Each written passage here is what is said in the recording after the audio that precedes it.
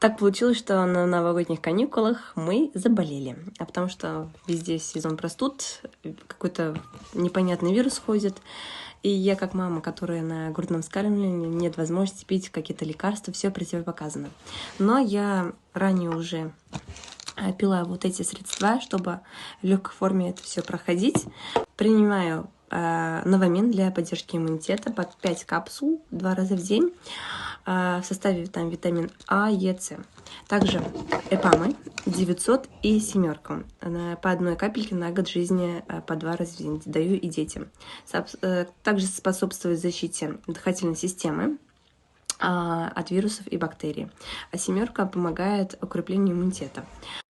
Не было никаких осложнений, все прошло легким образом. Когда горло начинает также вот першить, беру вот такой вот жевательный мармелад, корень с прополисом и с медом там в составе, и жую.